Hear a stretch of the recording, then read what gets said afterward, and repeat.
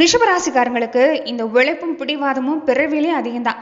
இப்போ கிரகம் படுத்துற பாட்டால நிறைய பேர் பார்த்தீங்கன்னா நடுரோட்டில் நிற்கிற மாதிரி தான் ஒரு தவிப்பு இருக்கும். காசு பணம்லாம் இருந்தால் கூட மனசில் ஒரு நிம்மதி இல்லாத சூழ்நிலை. பெரும்பாலும் ரிஷபராசி அன்பர்கள் உங்களுக்கு இந்த ஆடி மாசத்துல எந்த மாதிரியான விஷயம்லாம் உங்களுக்கு நடக்க போகுது, எந்த மாதிரியான விஷயத்தெல்லாம் கவனம் கொடுத்துக்கணும் அப்படிங்கிறத நம்ம பார்க்கறதுக்கு முன்னாடி இந்த ஒரு விஷயத்த உங்க மனசுல கண்டிப்பா அந்த நேரம் பதிய வச்சாகணும்னு சொல்லலாம். அதாவது ஈர்ப்பியல் விதின்னு சொல்லுவாங்க. பிரபஞ்சத்தோட ஈர்ப்பு விதின்னு நாம என்ன நினைக்கிறோமோ அதுதான் நம்ம பிரபஞ்சம் நமக்கு ஏற்படுத்தி தரும்னு சொல்லுவாங்க. அது சின்ன சூட்சமும் தான். பிரபஞ்சத்துக்கு நல்லது கெட்டதுன்னு பிரிக்க தெரியாதுங்க. நாம எதை அதிகமா நினைக்கிறோமோ, எதை மனசார நம்புறோமோ அதுதான் நம்ம கிட்ட கொண்டு வந்து சேர்க்கும். என் வாழ்க்கை பாழாயிருச்சு, எதிர்காலம் போச்சு, நான் அனாதையா நிற்கிறேன், எனக்கு யாரும் இல்லைன்னு அழுதுகிட்டு இருந்தா பிரபஞ்சம் என்ன நினைக்கும் தெரியுங்களா? ஓஹோ, இவங்களுக்கு அழுகையும் கஷ்டமும் தான் பிடிச்சிருக்கு போல அப்படின்னு இன்னும் 4 கஷ்டத்தை கொண்டு வந்து கொடுக்கும். நடந்தது நடந்து போச்சு, இப்போ என் கையில் திறமை இருக்குது, எனக்கு உழைப்பு இருக்குது, என்னை நம்பி ஒரு குடும்பம் இருக்குது, எனக்கு 2 குழந்தைங்க இருக்கிறாங்க, அதே மாதிரி எனக்கு தாய் தந்தை இருக்கிறாங்கன்னு ஏதோ ஒரு விஷயத்தில் அவங்களுக்காக நான் கண்டிப்பாக ஜெயிக்கணும், அவங்களுடைய எதிர்காலத்தை நான் நல்லபடியாக பார்த்துக்கணும்னு தீர்க்கமாக நம்பினா பிரபஞ்சம் அதுக்கான வழியும் அந்த ஆட்களையும் நல்ல வாய்ப்புகளையும் நமக்கு கொண்டு வந்து சேர்க்குங்கிறதா உண்மை. இதை கண்டிப்பாக ரிஷபராசி என்பது இந்த நேரம் நீங்கள் மனசில் பதிவு வச்சுக்கிறது பரவாயில்ல. ஆனால் பெண்களாக இருக்கக்கூடியவங்க ரொம்ப பாதிக்கப்படுறாங்கன்னு சொல்லலாம். ரிஷபராசி பெண்கள் இந்த நேரம் புகுந்த வீட்லேயும் சரி, பிறந்த வீட்லேயும் சரி, ஏதாவது ஒரு பாதிப்புன்னு உங்களுக்கு கொடுத்துக்கிட்டே இருக்குன்னு சொல்லலாங்க. அதாவது இந்த நேரம் நீங்கள் என்ன செய்யணும்னா, அதாவது பாசிட்டிவான எண்ணங்களை கொஞ்சம் அதிகப்படுத்தி பாருங்கள். அதுக்காக நான் பாசிட்டிவாக நினச்சிட்டே பிரபஞ்சம் சோறு போட்டு சும்மா உட்காந்துருக்க கூடாது. விதை போடுறது நம்ம வேலை. எண்ணத்தையும் உழைப்பையும் கொடுத்தா அதை முளைக்க வச்சு மழையை தர்றது பிரபஞ்சத்தோட வேலைன்னு சொல்லலாம். உங்ககிட்ட என்ன திறமை இருக்குதோ அந்த திறமை இந்த நேரம் வெளிக்கொண்டு வர பாருங்க. நிச்சயமா இந்த நேரம் நீங்க நினைச்சதை அடையிறதுக்கான வாய்ப்பு இல்லாம இந்த பிரபஞ்சம் உங்களுக்கு ஏற்படுத்தி தரப்போகும்னு சொல்லலாம். எண்ணம் மட்டும் நமக்கு பாசிட்டிவா இருந்துட்டா போதும், எந்த கிரகம் இருந்தாலும் நம்மள ஒன்றும் செய்ய முடியாது. அந்த வகையில ரிஷபராசிக்காரர்களுக்கு இந்த ஆடி மாசம் எப்படிப்பட்ட பலன் கிடைக்கும், எதெல்லாம் சாதகமா இருக்குங்கிறத நம்ம பார்க்கலாம். கிரகங்கள் இந்த மாசத்துல உங்களுக்கு எதெல்லாம் உங்களுக்கு தார இருக்குது, எதெல்லாம் கொஞ்சம் எச்சரிக்கையா இருந்துக்கிடணும், இந்த நேரம் நீங்க செய்ய வேண்டிய வழிபாடு பரிகாரம்லாம் என்னென்ன, இதையும் நம்ம தெரிஞ்சுக்கலாம். அதுக்கு முன்னாடி நீங்க இப்பதான் இந்த வீடியோ பதிவை முதன்முறையா பார்க்கக்கூடியவங்களா இருந்தா மறக்காம இந்த சேனலை சப்ஸ்கிரைப் பண்ணிட்டு ஒரு லைக்கும் பண்ணிட்டு பின்தொடர்ந்து வாங்க பார்க்கலாம். மேலுமே இந்த வீடியோ பதிவை எந்த மாவட்டத்திலிருந்து நீங்க பாக்குறீங்க அப்படிங்கிறத மறக்காம சொல்லிட்டு போங்க. உங்க வாழ்க்கையில பல்வேறு விதமான பிரச்சனைகளை நீங்க சந்திக்கக்கூடிய நபரா இருக்கிறீங்கன்னா, ஜோதிட ரீதியா தீர்வு காணும் நீங்க விருப்பப்படுறீங்கன்னா டிஸ்கிரிப்ஷன்ல தொலைபேசி எண் கொடுக்கப்பட்டிருக்கு. ஜோதிட ரீதியான சந்தேகமா இருந்தாலும் சரி, உங்க வாழ்க்கையில நீங்க சந்திக்கக்கூடிய எந்த விதமான பிரச்சனையா இருந்தாலும் சரி, தாராளமா தொலைபேசி மூலியமா தொடர்பு கொண்டு கூட உங்களுடைய பிரச்சனைகளுக்கு தீர்வு காணலாம். முதல்ல ரிஷபராசிக்கு இந்த மாதம் எப்படி இருக்குது அப்படிங்கிறத நம்ம பார்த்துடலாம். சாதகமான பலன். இது வரைக்குமே எங்கேயோ கண்ணை கட்டி காட்டில் விட்ட மாதிரி இருந்திருப்பீங்க, பாதி கிணறு தாண்டின கதையாக இருந்திருக்கும். இனி உங்களுக்கு எடுக்கிற காரியம் ஆரம்பத்தில் கொஞ்சம் இழுபறியாக தாங்க இருக்கும். ஏன்னா சனி பகவானோட அமைப்பு இப்போ உங்கள் ராசியில் தலையெல்லாம் சுற்றுறாரு. அதனால எதுவுமே கொஞ்சம் லேசில் முடியாத மாதிரி தான் இருக்கும். ஆனால் இறுதியில் பார்த்தீங்கன்னா, கடைசியாக பார்த்தீங்கன்னா உங்களுக்கு வேலை நல்லபடியாக முடியும். பல வகையில் யோகம் இருக்குது. கடையிலையோ மற்ற இடத்துலையோ பார்த்தீங்கன்னா நிறைய பேர்த்துக்கு காசெல்லாம் ஒரு பக்கம் கொடுத்துருப்பீங்க, இல்லைன்னா உழைப்பு கொடுத்துருப்பீங்க, அதுக்கான வருமானம் இருந்திருக்காது. அந்த வருமானம்லாம் எங்கடா போச்சுன்னு பார்த்தீங்கன்னா கொஞ்சம் தேடுற மாதிரி தான் இருந்திருக்கும். இந்த நேரம் பார்த்தீங்கன்னா வருமானம் வரதுக்கான வாய்ப்பு இருக்குது. வாழ்க்கை துணை வழியிலையோ மாமா மச்சா வழியில் எடுத்துக்கிட்டாலும் சரி, வருமானம் வரதுக்கான வாய்ப்புலாம் இருக்குன்னு சொல்லலாம். குடும்பத்துக்குள்ள இத்தனை நாளாக சண்டை போட்டுக்கிட்டே இருந்திருப்பீங்க. புருஷன் பொண்டாட்டிக்குள்ளேயே நீயா நானாங்கிற போட்டி தான் அதிகமாக இருந்திருக்கும். ஒருத்தர் இதான் ஒரு வகையில் ஈகோ பிரச்சனை, அலட்சியப்படுத்துறதுங்கிற மாதிரி கொஞ்சம் பார்த்தீங்கன்னா மனசாக அதிகமாக தான் இருந்திருக்கும். ஆனால் இனி வர்ற நாளெல்லாம் பார்த்தீங்கன்னா ஒருத்தர் புரிஞ்சுக்குவீங்க. உங்களுடைய தம்பி வழியிலையும் சரி, தங்கச்சி வழியிலையும் சரி சுபகாரம் நடக்கிறதுக்கான வாய்ப்பு இருக்குது. அதுவும் நீங்கள் தான் முன்னணி நடத்துறதுக்கான வாய்ப்பெல்லாம் இனி வரக்கூடிய நாளில் இருக்குன்னு சொல்லலாம். வேலையில் பார்த்தீங்கன்னா ஒரு முட்டைக்கட்டையாக இருந்துச்சுல்ல, நிறைய உழைப்பு கொடுத்துருப்பீங்க, ஆனால் அதுக்கான அங்கீகாரம் கிடைச்சிருக்காது. இனி பார்த்தீங்கன்னா பொறுப்பு வரும், நாமளும் முதலாளி ஆகலாம் அப்படிங்கிற எண்ணம் அதிகமாக இருக்கும். புதுசாக நிலம் வாங்கணும், சொந்த வண்டி வாங்கணும்னு ஆசைப்படுறவங்களுக்கு கூட இந்த நேரம் அருமை தான். எதில் கவனமாக இருக்கணும் அப்படின்னா, எதில் அவசர கொடுக்க இருக்கக்கூடாதுங்க. காரியம் டக்குன்னு முடியலன்னு ஆத்திரப்படக்கூடாது.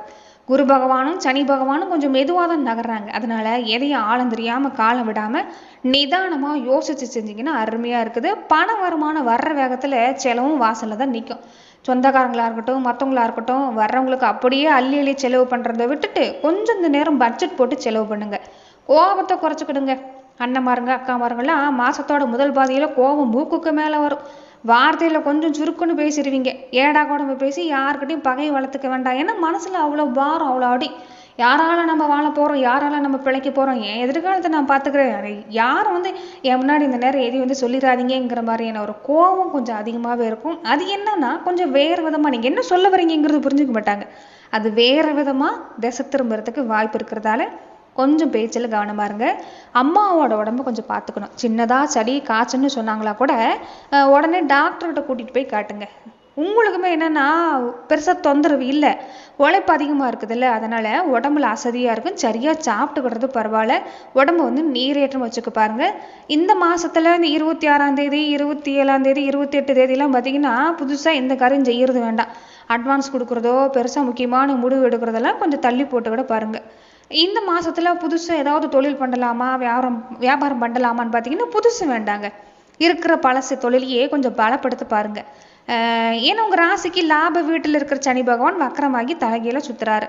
புதுசாக ஆரம்பித்தா கொஞ்சம் இழுவையாக தான் இருக்கும். ஏற்கனவே பண்ணிகிட்டு இருக்கிற தொழிலோ வியாபாரத்திலோ எந்த குறையும் வராதுங்க. மந்தமாக இருக்கிற வியாபாரம் கூட இந்த மாதத்தில் சுறுசுறுப்பாக தான் இருக்கும். கடையெல்லாம் பார்த்தீங்கன்னா எதெல்லாம் தேங்கி கிடஞ்சோ அதெல்லாம் விற்று தீரும். ஆனால் புதுசாக பார்ட்னர் யாரையும் இப்போதைக்கு சேர்க்கறது வேண்டாம். சொந்த வண்டி வாகனம் ஓட்டணும் அப்படின்னு ரொம்ப நாள் ஆசைப்பட்டவங்களுக்கு இந்த மாதம் நல்ல வண்டி அமைய போகுது. செகண்ட் ஹேண்ட் வண்டியாக இருந்தாலும் சரி, புது வண்டியாக இருந்தாலும் சரி, வண்டி யோகம் பக்காவாக இருக்குதுன்னே சொல்லலாம். நிலம், காடுகரை, சொந்த வீடு வாங்கணும்னு அட்வான்ஸ் கொடுத்துக்க நினச்சிங்கன்னா தாராளமாக கொடுங்க. ஆனால் சொத்து வாங்குறப்ப வில்லங்க ஏதாவது இருக்கான்னு பத்திரத்தை 4 பெரியவங்க கிட்ட காட்டி தெளிவுபடுத்திக்கிட்டு அப்புறமா கையெழுத்து போடுங்க. மாமன் மச்ச வழியில் பங்காளி வழியில் மட்டும் கொஞ்சம் பேசுகிறப்ப கவனமாக இருக்கணும். நான் வடக்கம் வேணும். நீங்கள் நல்லதுக்குன்னு சொன்னாலும் அவங்க தப்பாக எடுத்துக்க வாய்ப்பு இருக்குது. ஊரொம்பு சொந்தக்காரங்க சண்டையில் பஞ்சாயத்து பண்ண போகாதீங்க.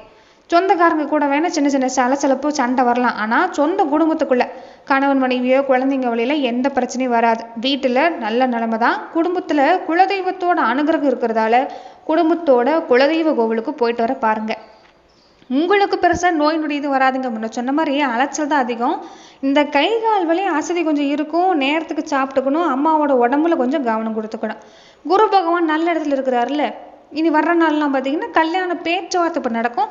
வர்ற மாதத்தில் உங்கள் வீட்டுக்கு ஒரு நல்ல செய்தி வர்றதுக்கான வாய்ப்பு தான். கல்யாணமாகி ரொம்ப வருஷம் ஆச்சு, இன்னும் வீட்டில் தொட்டில் கட்டலை அப்படின்னு இயங்கினவங்களுக்கெல்லாம் ஆடி மாதத்தில் குலதெய்வத்தோட அருளும் இருக்குது, பெண் தெய்வத்தோட அருளும் இருக்கிறதால நல்ல செய்தி சீக்கிரமாகவே வரும். சரியாக ட்ரீட்மெண்ட்டு போகிறவங்களா இருந்தால் போங்க. குலதெய்வ வழிபாட்டை விட்டுறாதீங்க.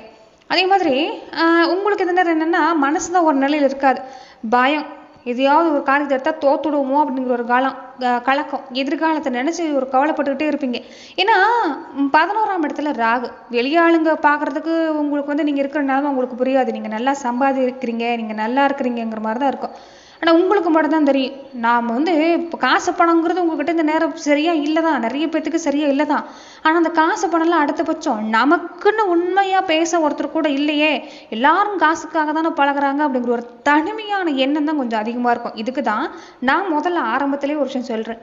யாருக்காகவும் நீங்கள் இந்த நேரம் பாடுபடுறது வேண்டாம், யாருக்காகவும் மனசில் போட்டு குழப்பிக்கிறது வேண்டாம்.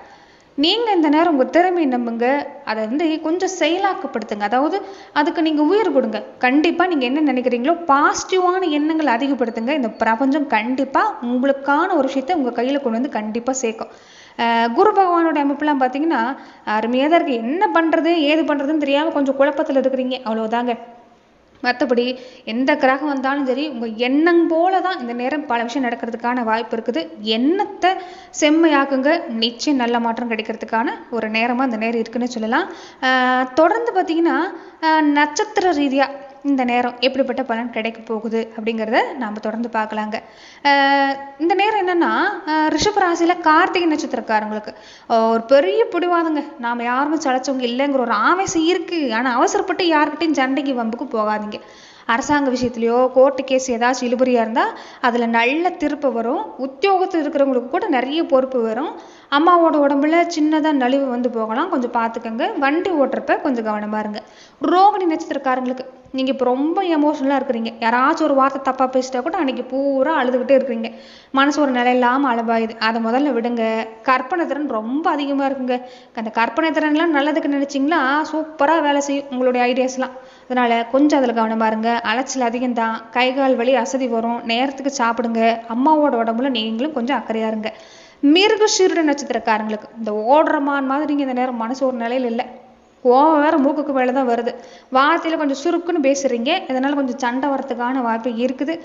மற்றபடி நிலம் காடுகரை வீடு சம்மந்தப்பட்ட பேச்சுவார்த்தை நல்லபடியாக முடியுது. அண்ணன் தம்பிங்க வழியிலையும் பரவாயில்ல.